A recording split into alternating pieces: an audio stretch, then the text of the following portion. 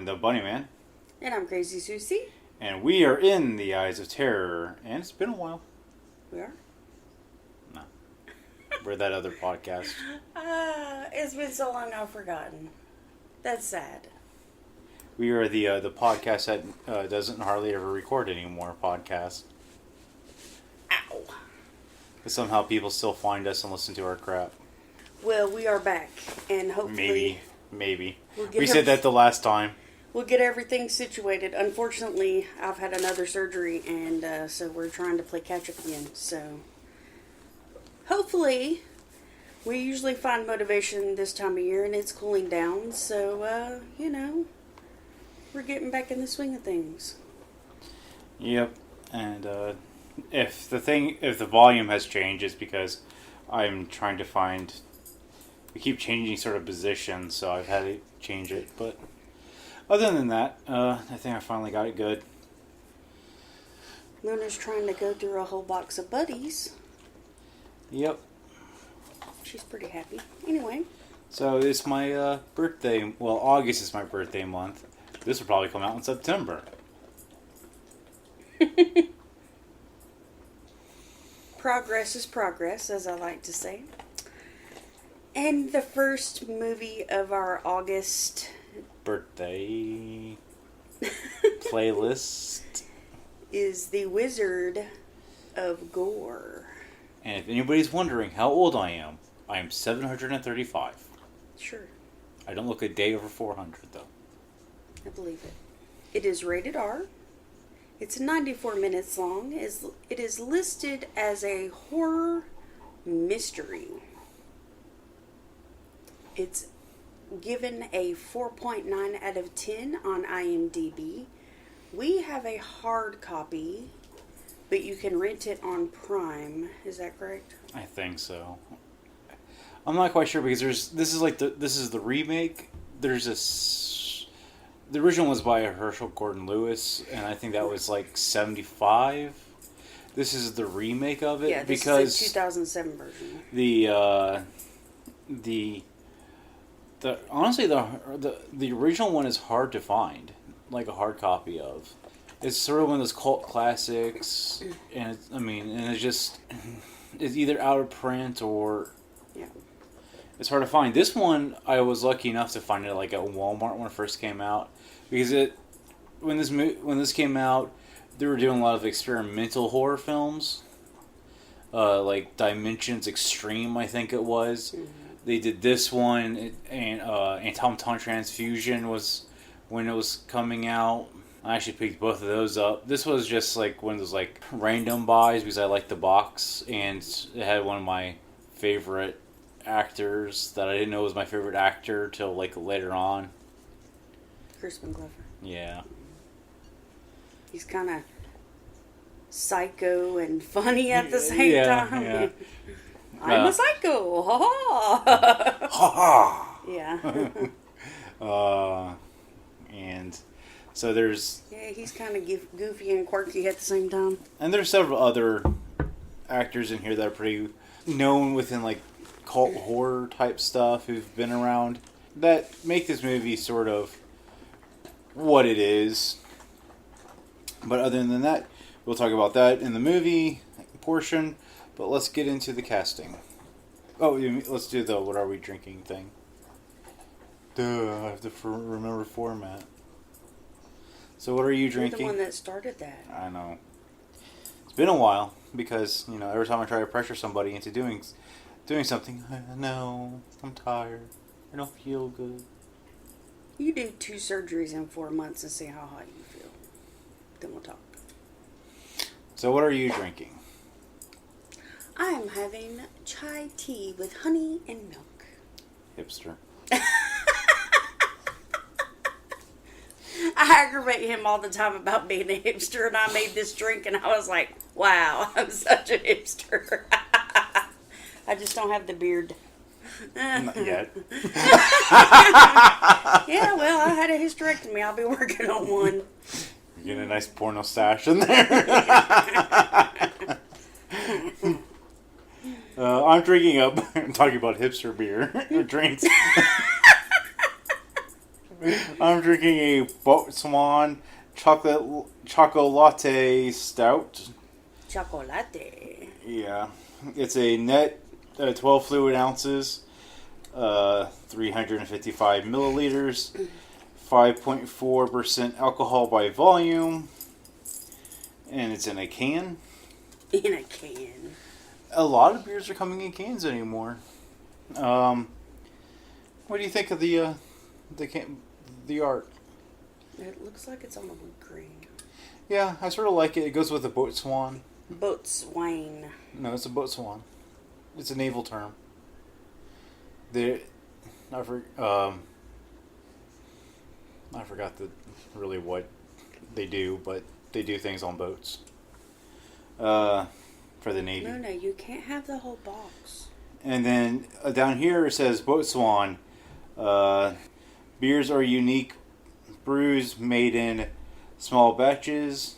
Our chocolate stout has aromas and flavors of dark chocolate and roasted malt with a tangy hop bitterness. Tangy is a weird word. Tangy? Tangy. Tangy. Yeah. Tangy is a weird word. I've sort of had a long day. Just one of those days where just waiting on getting that glorious pension.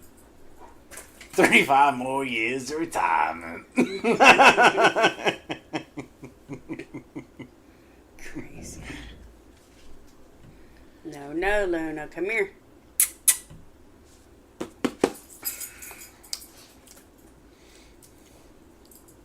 Chocolate latte. I actually like it. I think it's an oat. Well, no, I don't think it's oatmeal. No, you can taste the hops, but it's a really smooth, dark chocolate. And the hops just added like a bit of harshness to it, but it's not like, oh no, hoppiness.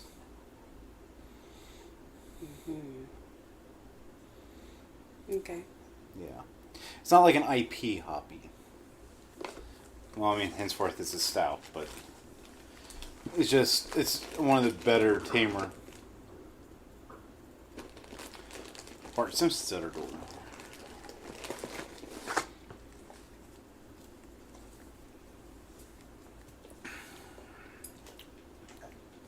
Yeah, that's definitely a nice, like, relaxing, cooling sweater weather type beer. Okay. I can see this in a peanut butter one and make a weird concoction that would taste better than the peanut butter beer. You said you didn't like the peanut butter beer. I don't like it by itself. Hey! I think this could be... Who said you could have that? You didn't ask. Let's just put it this way. If somebody had a 6-pack of peanut butter beer, I would buy a 6-pack of this, and we would mix them together. You know, to be like the Reese's of beer. That sounds revolting. Or it sounds awesome. Yeah, and it would sound like vomit coming up. Why do you have to ruin the dream? The director is Jeremy Kasten. The writers are Zach Chassler and Herschell Gordon Lewis. So old Herschell, he had a play in this one too. The cast. Kip Pardue plays Ed Bigelow.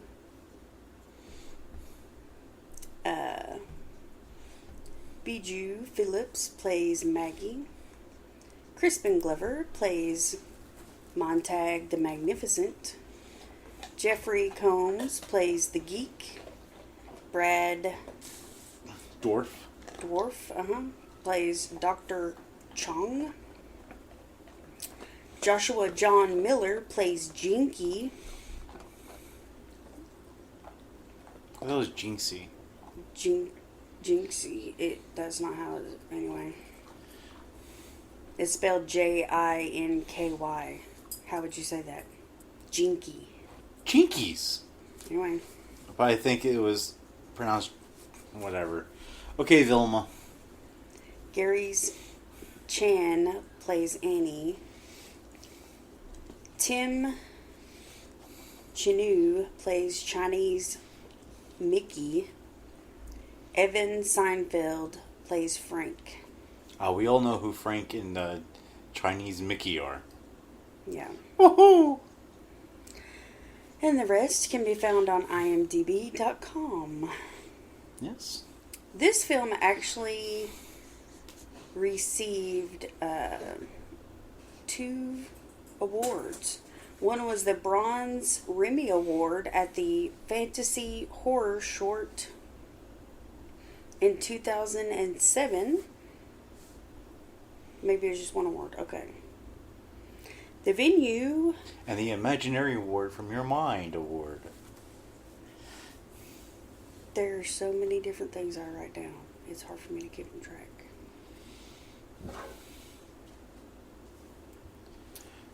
The venue for this film was Venice and Los Angeles.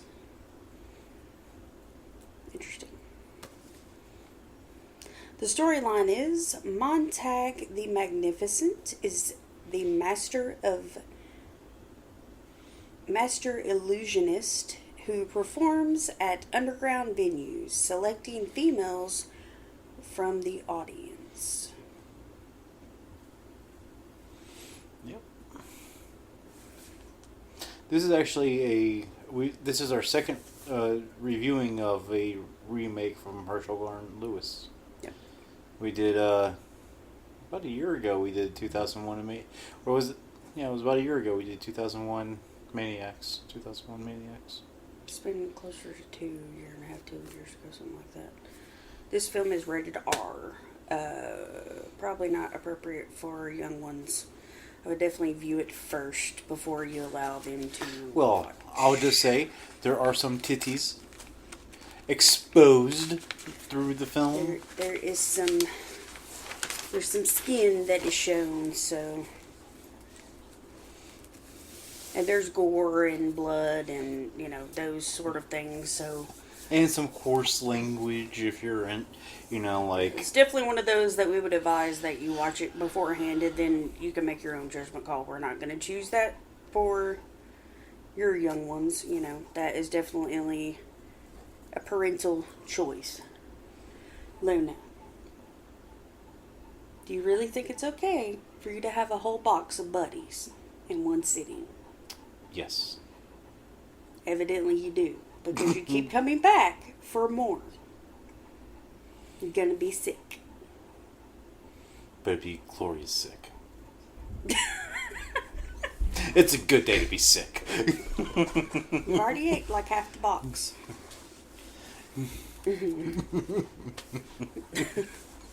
Okay, birthday boy, take it away. Alrighty. As I mentioned, extreme film, a sicko scope. As the credits roll, we see wet, bloody hands working the movable type of a printing press.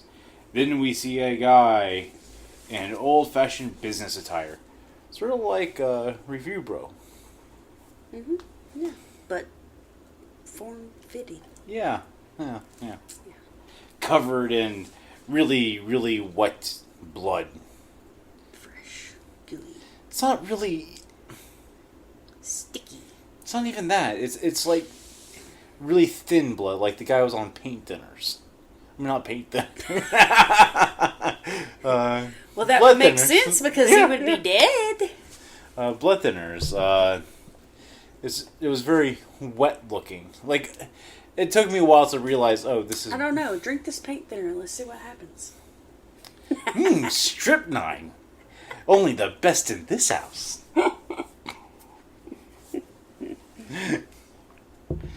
Save me, Jesus. You need to edit that part out. Do we dance with some snakes too? Sure. I like to boogie.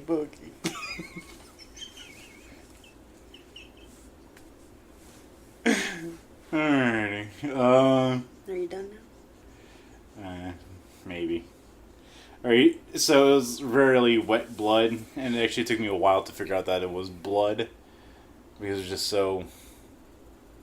The texture of it was just off. Yeah. Yeah, even the color was off. Yeah, it was very bright, almost an orange tint. Yes, but I mean, if you remember, like, from other Herschell Gordon Lewis films, it has always been sort of like, almost like a pink. And if it was a pink one, I would be like, okay, that's Herschell. That's a Herschell thing. But this was just too weird of a color. Some like Mortal Kombat blood or something like that. He's doing things with the press, and we see a stack of papers being wrapped up, and the camera focuses on a rapid etching. Rabbit. Or a hare. Next, we see a man dressed in 60s attire walking drunkenly with the papers, and we hear the narrator find out his name is Ed Bigelow. He publishes a underground paper called the Gazette. I thought it was like it was the Cacophony Gazette. Cacophony Gazette. Yeah. Yes. And then and it was the most important thing in his life except for the world that he created himself. So we see that the guy is very much self-centered, would you say? We find out that the world that he created for himself has turned against him, and it went to the devil, as he puts it. And then he says he will show us how we got to this place, and he goes to a place where there is a bouncer, and then the bouncer tries to bounce him. As he enters the strip club, the mistress of the place intervenes with the bouncer, and they said he wants to speak to Dr. Chong. Dr. Chong tells his assistant to sponge him down, and next we see Dr. Chong performing acupuncture as a perky-breasted nipple topless, of which I give a 4 out of 5 because they're perky and they're Well, pierced. the doc asked him, did you handle it? It never explains what it is. Yes. And then this female assistant with these perky breasts covered him in very large leeches. Like, they're really oddly large. Some leeches are large. Yeah, but these were like gigantic large. Like they're already full large. For bloodletting. They were just... That makes sense. And then as The doctor asked him what happened. He said it's all in the Gazette. Right. And then Dr. Chong wants... he lines up, and we flash 1 week earlier. It's a Halloween party. Ed and his girlfriend are attending a rockin' party at an abandoned hotel. We see drugs and debauchery is going on, such as blood wrestling and Michael Jackson weirdness. Like, there's like these windows where this stuff is going on. Like, there's the blood wrestling, there's the guy dressed like Michael Jackson going, "Oh, you want me to touch you? Oh, Neverland." Ed is complaining that he is bored and not interested in what's going on. As we said, that a homeless man runs into him, and he produces an invite to a magic show, which interests Ed. So we find out that Ed just... He's seen it all. He's seen it. Like, he's so in depth with this world that everybody knows who he is. He knows everybody, and it's just nothing shocks him anymore. So, and when I feel like that's us with horror anymore. We've seen so much of it that it's like, Well, that's anything that you're heavily involved with. You just get to the point where it just becomes numbing. You're just like, I want something more. Like, I want something more extreme. Or, you try to find something else, so. And then you go to Lifetime channels, and then you sit there drunkenly going, why am I watching this? We could watch Hallmark with Mom and say, when does she die? Yeah. And start, saying, oh, well, she could die like this and this and this, and completely ruin the Hallmark series for her. That's the holidays. Yeah, that is our holidays. Yep. We could always just do that as a podcast. Have your mother cuss us out on her podcast? Yeah, right. All right. I'd love to hear that. Yeah. Yeah. All right, so they go into the auditorium with a crowd of other people, and of course, Ed and girlfriend have to sit in the front row because Ed has to be the center of attention. He has to know everything that happens. Yeah. And we see the homeless man again. We find out that he is the opening act. Opening act, yeah. He first produces a handful of maggots, which he places on his tongue, and he eats the maggots. And then he bites off the head of a rat. Then we hear a voice that says, "Sit down, B," because one of the girls was trying to get up. The spotlight turns to her. She sits down meekly. And then the man in white says, "Tonight you die." And then we see that the white guy is in a white tuxedo. The white guy. He's in a white tuxedo. His name is Montag, the Magnificent. And it is quite magnificent because of his giant cod piece. Even Luna agrees. Sure. It puts David Bowie's Labyrinth cod piece to shame. Mm-hmm. Ed identifies the woman that got pointed out as Cheyenne. Because, like I said, Ed knows everybody. And then Montag tells the audience, nothing he loves than people because people feel nothing. You have no empathy. Well, tonight you're going to feel something. And right now, I'm going to attempt to feel something, anything other than disgust and contempt for you people. That makes my day. Thank you. That's the spiel he gives. Okay, so I did have that written down.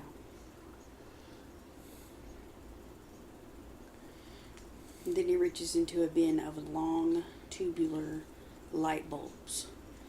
Yep. And then he swallows one. Which just so happened to match his suit. Yeah. Perfectly. Because whenever I get fluorescent light bulbs, I have to have it match my white tuxedo. He proceeds to try and swallow it, and it breaks in his mouth. No, he successfully swallows it. And As then he's pulling it out, it breaks. No, you do the one thing you're not supposed to do when you're sword swallowing, and that is to bend forward. Because it will perforate your intestines and stuff. So it doesn't go down to your intestines. Yeah, it goes down your throat through the first and second gag reflexes. And then into your stomach. Well, if you move slightly forward, you run into the issue of perforating your stomach. It bends it, yeah. Well, no, it just doesn't bend it. I'm just saying, you're putting a foreign object. You're putting pressure on it, yeah. So he does the one thing that sword swallowers are not supposed to do, and that is lunge forward and breaks. But he breaks the fluorescent. He opens his mouth. The fluorescent smoke comes out Because there's halogen gas in it. And then he monologues some more and tells the group when people go through windshields and how the glass pushing... In an accident, you go through the windshield. Weeks, months, even years later, glass works its way through the body, finding the means of escape. It's a trick. While he is explaining this, he is doing a waving motion over his stomach, and patches of blood appear on his stomach. He then grabs a cloth and rubs it over. The blood transfers to the cloth.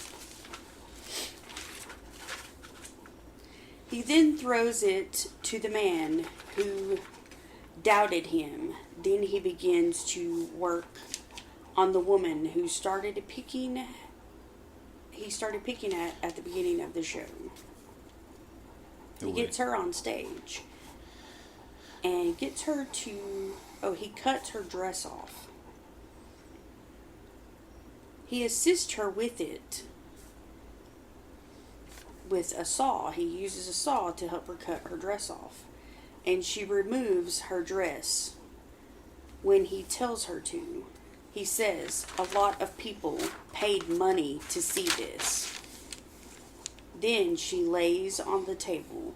He says this is just more rind, and you hear more cutting, but a wet, gooey sound.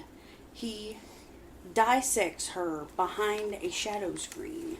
You hear bones crunching. You see eyes blinking. People get freaked out. He pulls out intestines. The smoke clears. The audience is disgusted. The lights cut out.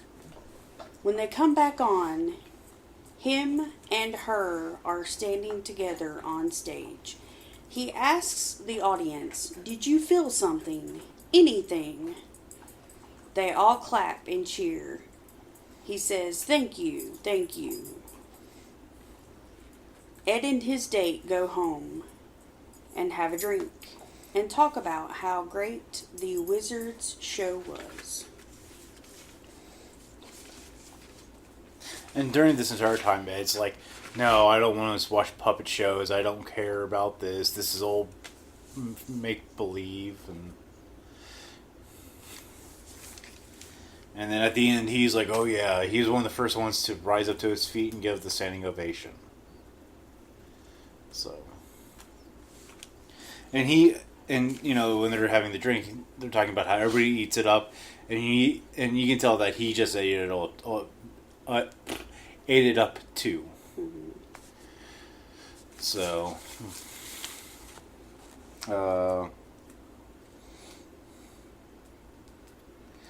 and when we find out... So the next thing is Ed goes to the strip club. Mm-hmm. He sees Cheyenne. He watches her dance. And as she's leaning back, the wizard's henchman cuts her from neck to navel. Her guts fall to his feet. Then he wakes up in his bed, and to his breath, he breathes into a bag to calm himself. He gets out of bed and he draws a shape on a piece of wood. He calls Jumbo's and asks Frank if Cheyenne is in, and he tells him he doesn't know what he is talking about.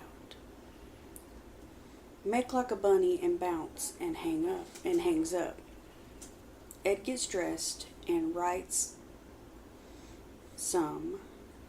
He and his lady return to the wizard's show. The wizard greets every single guest before the show with a handshake with greetings and salutations. Greetings and salutations. The wizard didn't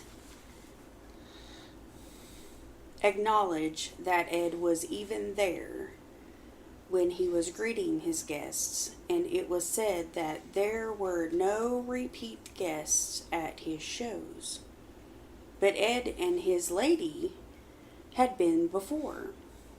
They get seated and Ed notices Cecile. The show begins the same as before. But this time, the girl behind the smoke screen gets bear traps thrown at her. Ed and his lady, Maggie, have a tiff, and that night he dreams that he is doing the nasty with her, or is it with one of the Jumbo girls?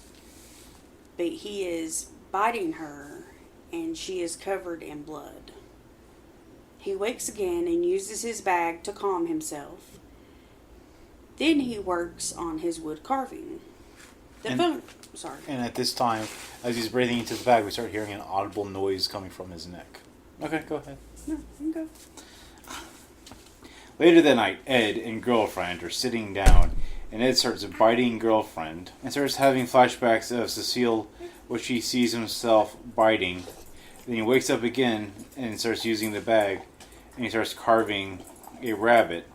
The phone rings, and he cuts himself. The girlfriend calls and tells him to turn on the news. We find out Cecile's body was found, and they say, and the news broadcast says it was she was bitten by a shark. Attacked by sharks. Attacked by sharks. Ed then calls a friend, Jinky, or Jinxie, or whatever. Calls Jack. No, it's Jinx. Okay. It's Jinky. Yeah. But it sounded like Jack when he called him. Mm-hmm. Like, we find out that Jinky's a corner intern, and he's got the skinny. Mm-hmm. He's on the low down. He's got the scoop. I got you. Yep. He's got the... Okay. He asks about the shark attack with Jinxie. Says it wasn't, and then he spills the beans about Cheyenne, which came in the night before, split open like a lobster. A lot of seafood reference in this one. Makes you kind of smells stinky fish, don't it? Yeah. Dead bodies, seafood. Surf and turf. Jinxie tells Ed to meet him for lunch, and Jinky uses suspicions of... Jinky is suspicious of Ed because he said to make sure it was a shark attack, which it wasn't because no teeth were left behind.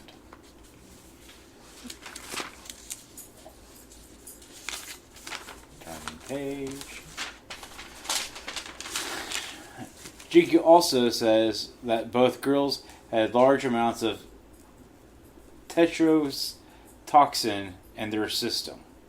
He also makes a comment about his bag habits, because he's constantly, at this point, heavily using the bag to breathe in and out of, like to calm himself, because he was very irritated that he got pointed out. That night, Ed goes to the good old doctor, who has leeches on his back. Ed and the doctor, if he knows about Tetro, he gives him the skinny, tells him it causes memory loss. It's good for mind control, and he tells about a guy that he may or may not have gave a little bit of Tetro that was about to spill the beans on some stuff he did in a small peninsula area that starts with a V. And he told the guy that he implanted somebody implanted that the guy may have hair growing from his tongue, and that so the next day that the guy took a razor to go shave his tongue and accidentally lopped it off.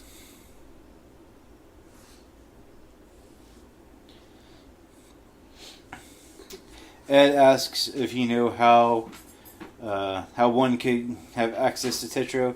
He said, or who has access to Tetro. He says magician types, and then shows him the door. Basically, he's like, you know too much.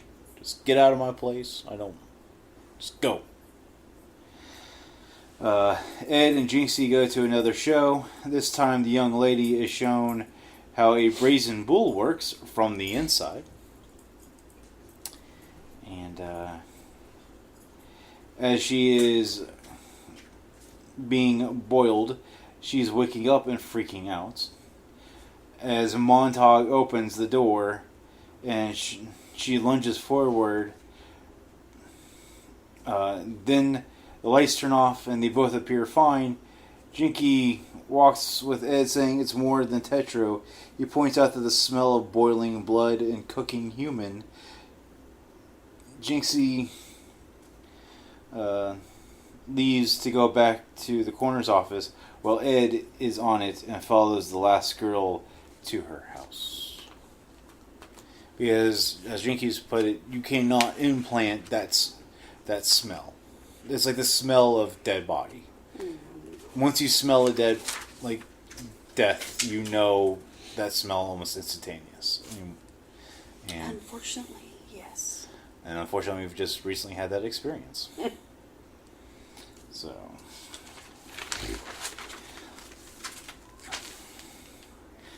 Then Ed enters her. She enters her abode and then Ed is behind her. And then we see these weird grids. And then the film gets all like wibbly wobbly, woo woo woo. It's like.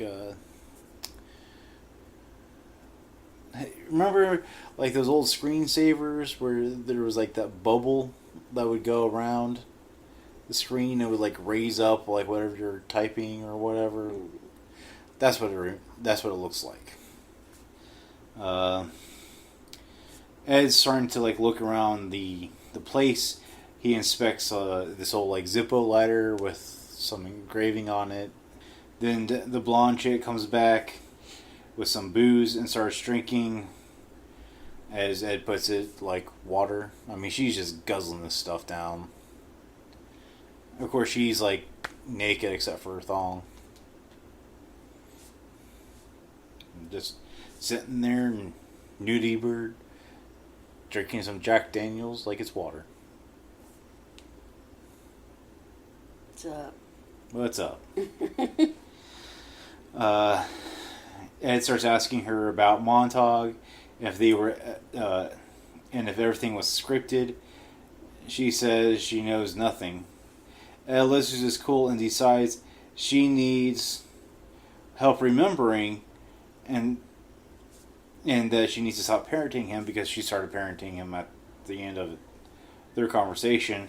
So he hits her with a bottle of bourbon, and then pours it on her head, and then lights her on fire. This is how you get people to remember stuff. This is how you get answers. Knocked them senseless and then kept them on fire. Yeah. Makes sense. Yep. The next morning, their girlfriend comes over to Ed's. They have a heart-to-heart. Girlfriend gets a cig, and Ed pulls out the lighter from the last night, the old zip. Ed goes sees Jinky. He freaks out about seeing Ed because the chick from last night showed up on his slab. Ed confesses about something going. Then Jinky confesses about something going on, and he may not. Ed confesses about something going on. He may have killed her. He takes him to the scene of the crime, and to go find out that the place wasn't burnt, and the chick was dumped that night. Yeah, it was dumped off from wherever she originally was murdered. That night, Jinky, girlfriend, and Ed go to the show, this time with a hidden camera. Jinky realizes the T-top is on Montag's hands, and the Montag goes on about how people talk too much and talking kills. Then he summons Jinky. Jinky's on the stage and has a towel wrapped around a broom, and Montag inserts it into his mouth. Then Montag rips out the towel, and that's how Jinky dies. Then they're all back together again in their happy band, and like nothing ever happened. Next, we see Ed waking up on his desk. Jinky knocks on the door and enters the apartment. Jinky asks where Ed was. Ed says the magic show with him and Maggie. Go find out. Jinky went down there and said that the place was locked up, and Ed denies it and says he died for talking too much. Then Ed shows him his theory, which he accredits Jinky, but he denies it. I forgot what the theory was that Jinky came up with. Then Jinky pulls out a DVD to go find out it's a security footage from March Hare Escorts service. Ed knows nothing. He starts asking about Maggie. Jinky asks how they met, how they met. He doesn't remember. Why can I not speak tonight? And to go find out, all the girls that had died come from March Hare, which is a exclusive bondage service where women are submissive and men paid to dominate them. Yeah. Jinky leaves the disc as Ed doesn't have a player, and Ed begs him to tell him what is on it. He says Maggie is on, and you also. Ed knocks him down and keeps him from leaving, and gains the rebarb downstairs off the door, and holds it up as if he will impale him with it. Jinky says, I think you are a very bad man, Ed Bigelow, a very, very bad man. The rebarb comes down, and then Ed is walking down the alley to the doctor's shop. He talks to the doctor. The doctor tells him that the magician got the tetra from him, but he drugged him and took his girls. So when he seen him last, he was in a bad way. He let one of his girls go because one guy paid so much for her. It was Maggie, and he was fresh out of leeches. So he had to find his own way, and Ed left. He gets home, and not long after, Maggie shows up. They watch the video and realize it's all a fake. They decide to go to another show. The show ends, and Ed is all alone. He is now in his apartment and watching the disc. He sees him hitting Maggie. He asks her about the show and about the hair. The March Hare? She has no clue. They didn't go to the show. She said that he has been attached to that bag and zoned out. She takes the bag and they struggle. She runs into the armoire and it breaks. Ed investigates the lead of the March Hare Escorts. He goes to Jumbo's and gets the address. He gets there. The phone is ringing. He finds the room keys. He goes into a couple of the rooms and starts to have flashbacks of what happened. Sees the blood and the items and starts to have flashbacks of what happened. Flies buzz everywhere. He goes to the pool area and finds files of patients on the wall. The wizard hung him upside down, clown and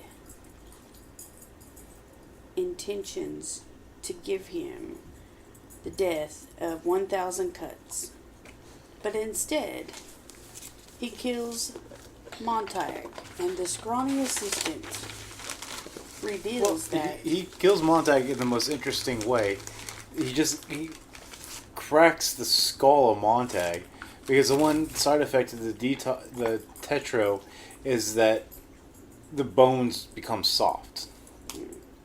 So, and Ed crushes the soft bone of Montag, skull of Montag. So the assistant reveals that he was actually the magician. So he, out of sheer rage, once the doctor reads his paper, made him eat it. And he asked for the direct supplier to the tetro. So the last assistant is now the magician, and Ed, the assistant.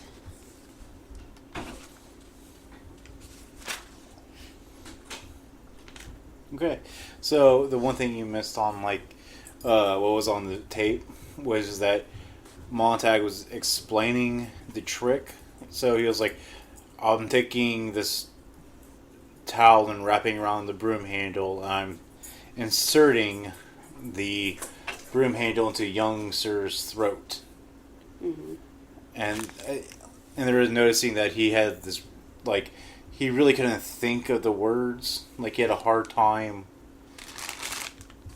processing everything because he was so tetroed out of his skull. And actually during the fight we see that Montag reaches for the bowl of tetro and plunges his hands in it, and he's like, oh, that was his drug of choice. And so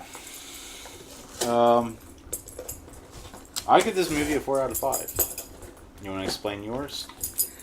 I did that because it bounces around a lot, so it's a little harder to keep track of actually what's going on. It's hard to keep things straight because of that. The reality, you're not sure what's reality, what's dreams. You just aren't really sure. Now Luna's upset because she ate the entire box of Buddies and it's empty, so she's going to tear the box up. That's what that noise is, and then the neighbors are running up and down the stairs. And so you give it a 3 out of 5 because it jumps around too much. Just because it jumps around, it's hard to keep track of what's going on because it's just all over the place, and the whole reality, is it real, is it not, Yeah. All that kind of is linked together.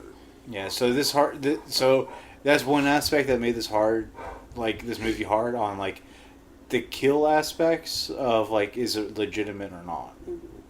So that's why we really didn't rate the kills, because it was... It's hard to know if it was a fantasy, if it was reality. Yeah. So how can you rate something if you're not sure if it's legitimate?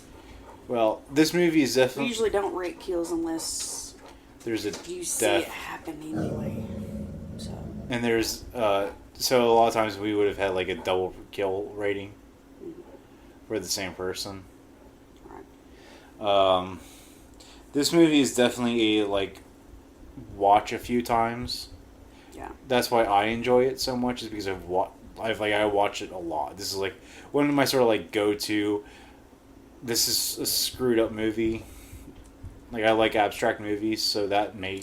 It's definitely one of those that you may watch multiple times and notice different little things each time, because there's so much going on.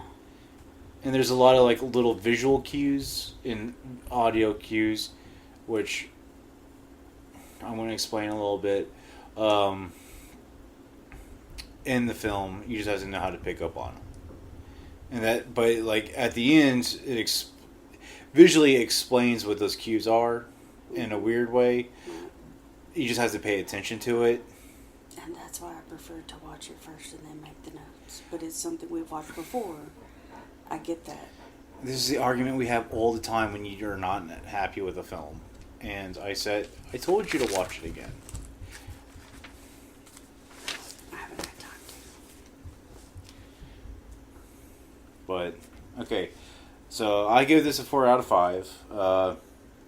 This film has a lot of, like, twists and turns, but it's not in your face twists and turns.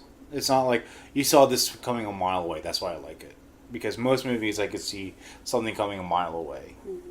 You know, like, like I hate cop shows because of, you know who did it, like, halfway through the show, and you're like, what's the point? It keeps you engaged throughout the entire film. And the end of the film comes to a logical conclusion. It definitely has rewatch value. The more you watch it, the more everything comes together. There are a lot of small details that can be easily overlooked and doesn't make sense on a first watch. Some things that could be better is the blood looking really fake. It just takes me out when blood is really fake looking. When they find out the name of the drug, the tetracycline or whatever it is, they say it over and over and over again ad nauseum. It's like a kid who just learned a word. And they're just saying it over and over, and you're just like, please, just stop. You could call it the drug, you call it whatever. You don't have to tetro or, all the time.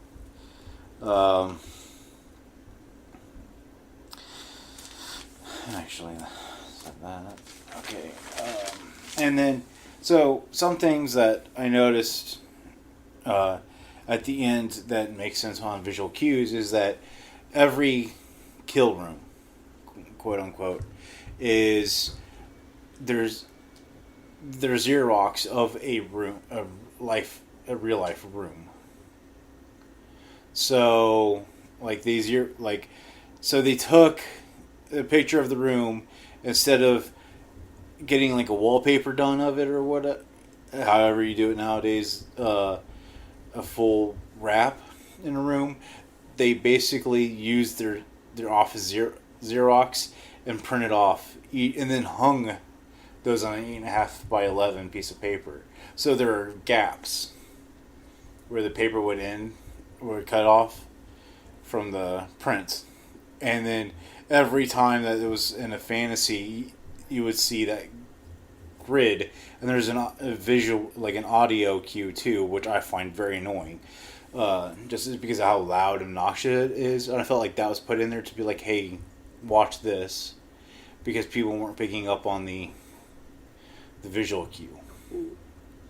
We really see that with the burn victim who used the brazen bull. That was one of my favorite kills. Is just, I always loved the concept of the brazen bull, which is a real thing. It was used by the Greeks. It was one of those things that just, to see it, quote unquote, in action was pretty cool. And used in a horror film. I liked, like, some of the other kills were just sort of lame. The one with the shark, you see her leg get chopped off. All these girls, I think, are suicide girls. That was like one of the big draws of the movie. That they were using girls who were suicide girls, the models. And the one girl that got her leg chopped off by the bear trap actually doesn't have a leg. So she was using her own prosthetic. She was actually an amputee, so they used that as part of the thing. And I thought that was pretty cool to incorporate that. I just sort of like the grittiness of the film. I like how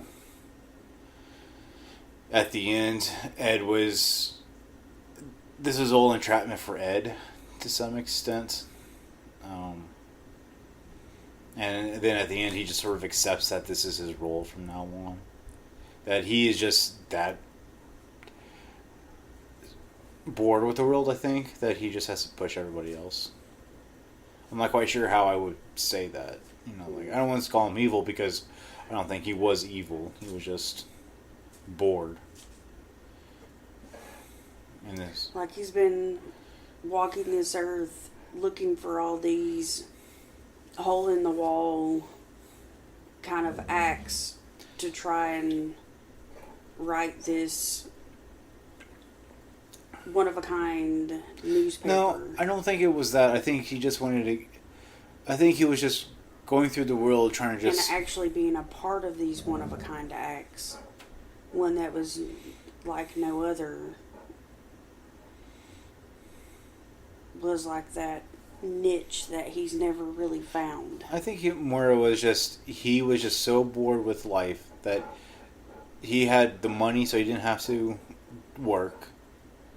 He was heavily involved in the underground scene, so there is nothing taboo. He wasn't heavily involved in it. He watched it from the outside. He wasn't inside it. He wrote about it. But I mean,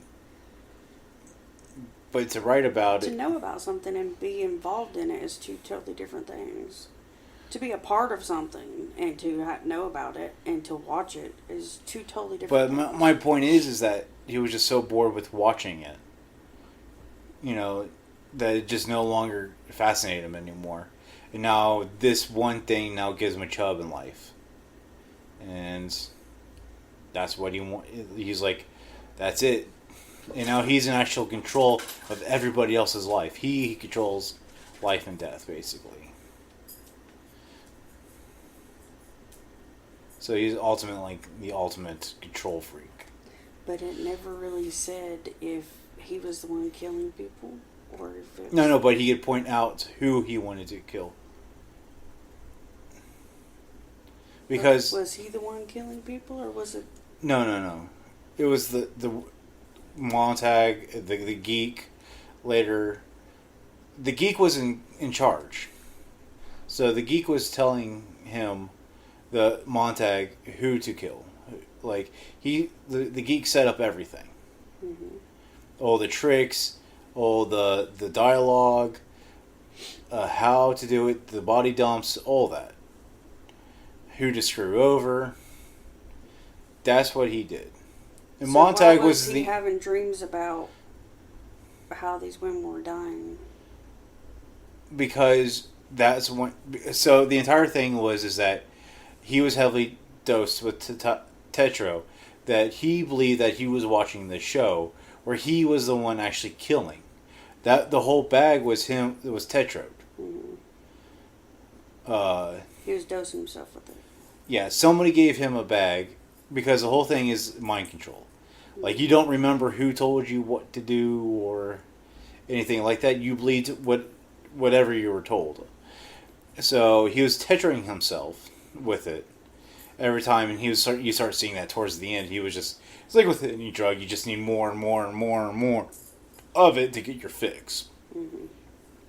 So he imagined himself at the show, like the show happened once. That's how they got him on the end. And then they keep saying this. So he started killing people he knew under the guise of the Geek. So he was killing people? He was killing people. So the dream sequences was him killing.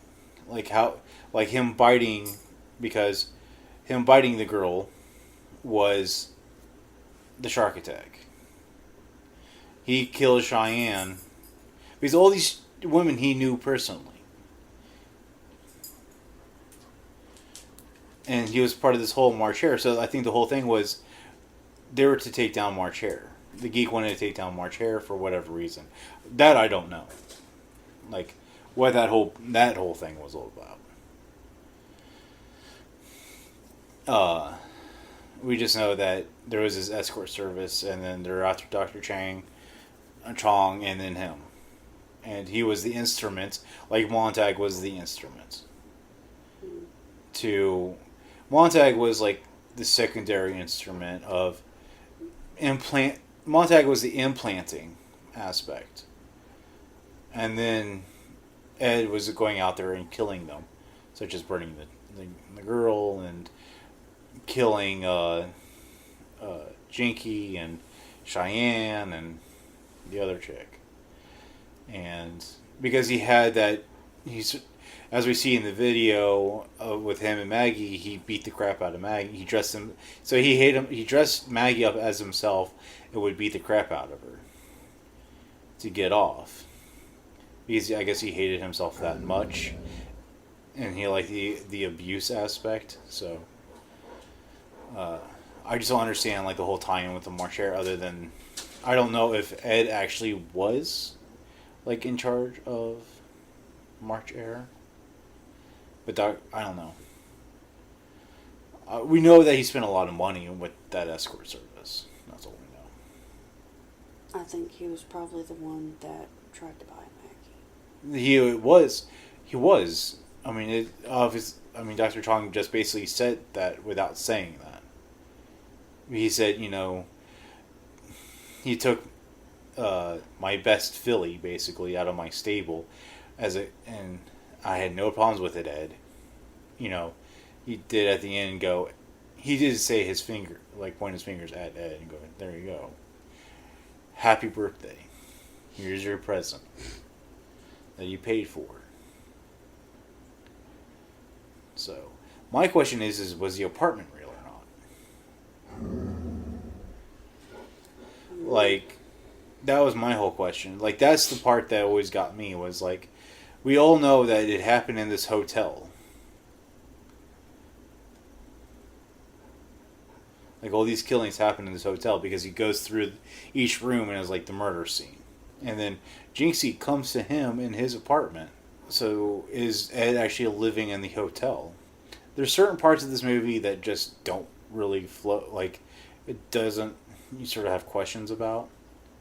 But you notice that, like, everything is happening on the property. Like, at the end, like the auditorium that they're going to, there's a big giant March Hare symbol. So, I don't think they ever left that like, they went into that hotel, and that's where they stayed. Yeah. They never left that complex.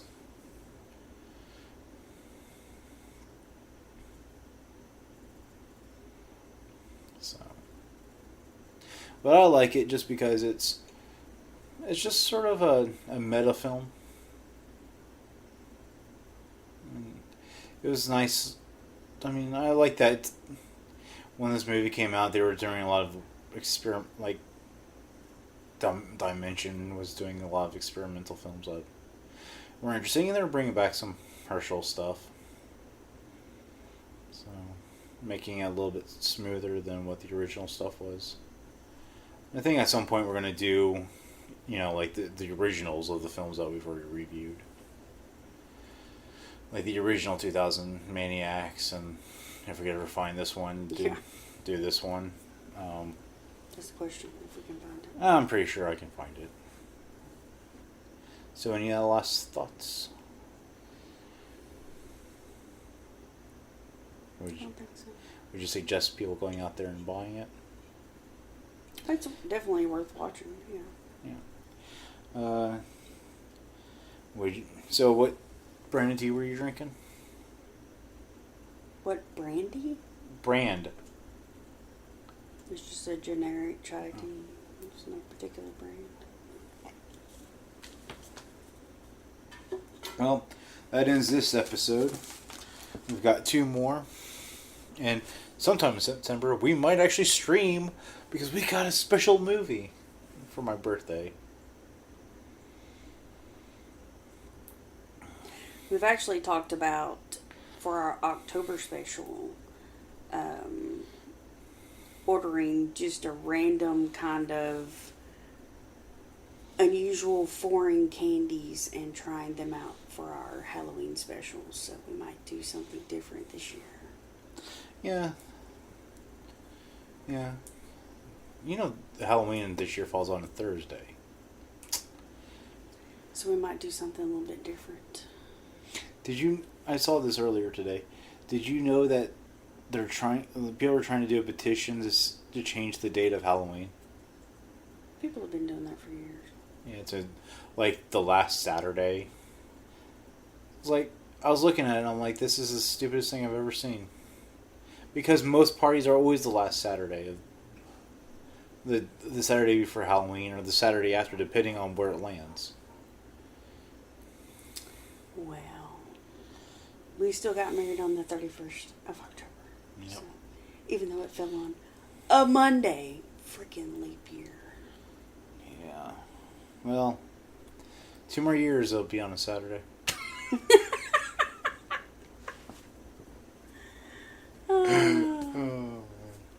So yeah, happy birthday to.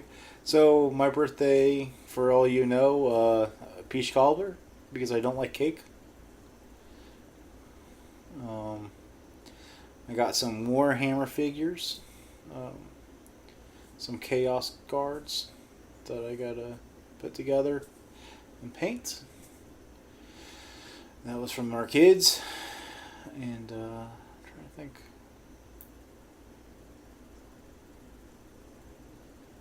Why can I not think what you got me?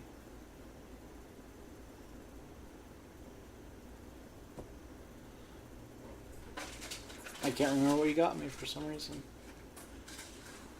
Total blank.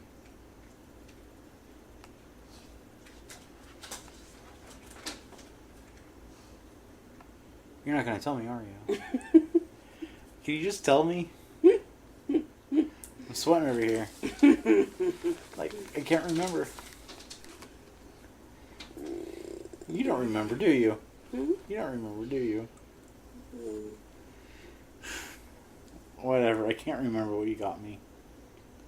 I'll probably remember the next podcast. Glug, glug, glug. Booze? Oh, you got me booze. Yeah. You should remember it. You've been drinking it. No, you haven't drank it yet. We're taking it to Mom's. Really? Was that my... I don't know. I'm really not a big... Honestly, I'm not a big birthday fanatic. You told me you didn't want anything. You told me you didn't want cake. You didn't want anything. But then I made your peach cobbler, so I don't know. They're indecisive about things. No, I don't like my birthday. I went to work. It's just another day. I hit all the big milestones. We went and got you special donuts for birthday donuts, and... Yeah, that was unimpressive, unfortunately. We I cannot... make the donuts personally, so I don't take it offensively. We just cannot find a good donut place in our area. And as big of an area that we live in, you'd think somebody would have decent donuts.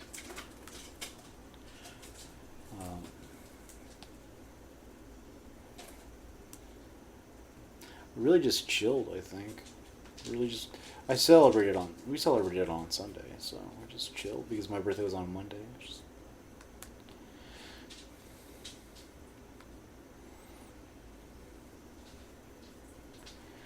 And then we started the Halloween stuff. Or you did. I'm yet to be in the spirit. I'm always ready for Halloween. I know, but... Well, that's the end of this episode. 2 more. Maybe. Possibly. If we get there. We'll figure it out. Yeah. Alright. We'll scare you later. Bye.